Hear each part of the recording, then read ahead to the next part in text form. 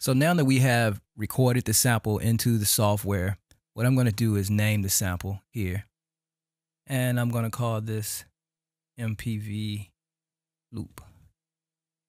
Now, I could assign this sample directly to a pad as part of a program that I already have, or I can just include this sample into my project and then edit it further and then put it on a pad or make a program from it. So what I'm going to do here is I'm not going to assign it to a pad, and I'm going to leave the root node as C3, which is the default, and I'm going to say keep. So now that sample has been added over here to my project information. Down here at the bottom of my samples, you see the MVP loop, which is what we already have here. So we're going to get out of the sample record window, and I'm going to turn input monitoring off. And we're going to go into the sample edit window, which is this tab here, or just simply by hitting this button on the MPC. So if I double click this sample here, it shows up in my sample edit window. First thing we want to do is edit away all of this silence at the beginning, and I think at the end I have some part of another drum loop that played in. So I want to edit it down to where it's just the part that I want. My Q-link knobs now will function as start and ending edit points.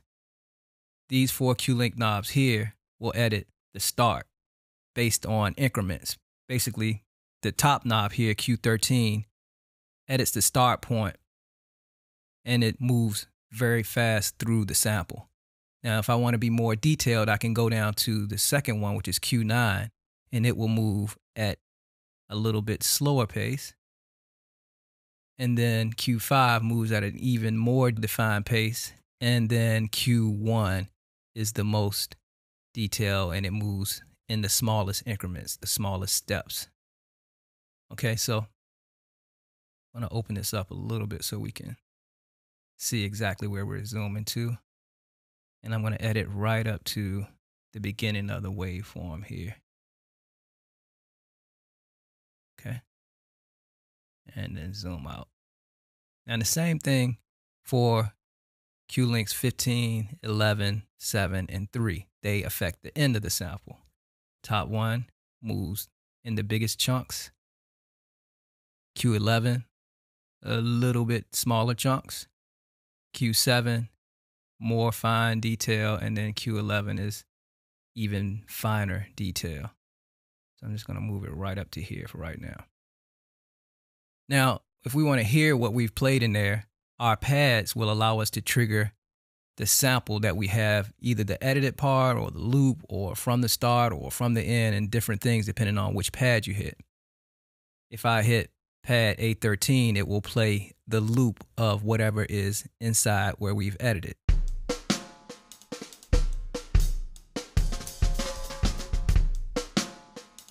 So as long as I hold that down, it will repeat this area and loop it. As you can hear, some of this is a different part of a loop that I don't want. Pad A15 plays the sample.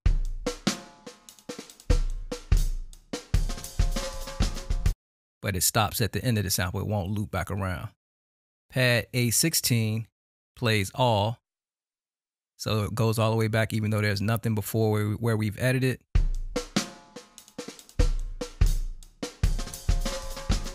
Plays through the sample and then just continues to play everything in the whole chunk of what we had initially recorded.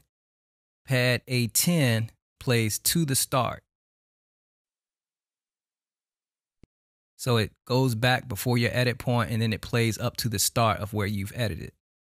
Pad A11 plays from the start.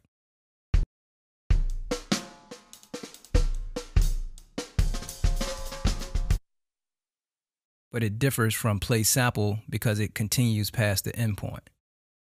Pad A6 plays to your loop start, which in this case is very much like play to start. We don't have a loop on right now, so it's not looping anything. Then pad A7 plays from your loop start. So if we had a loop on, these would have more function.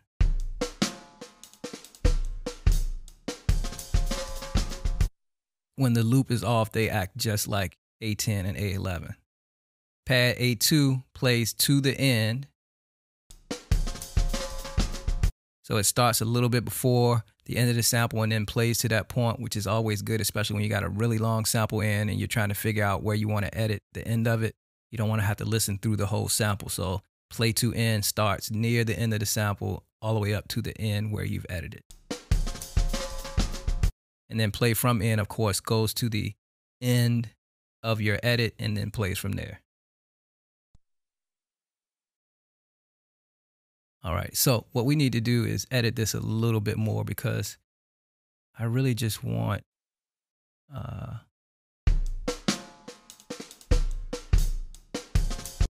just want this first 2 bars right up to there. So you can also edit your start and end positions here in the software with the mouse. So if I just click this and drag it over to here, now I'm going to zoom out a little bit. I think I got a good edit point there. Let's see.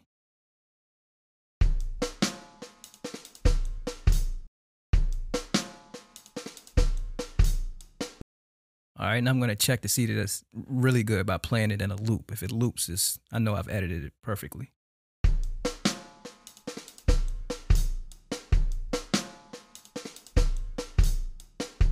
Okay, so that's what I want.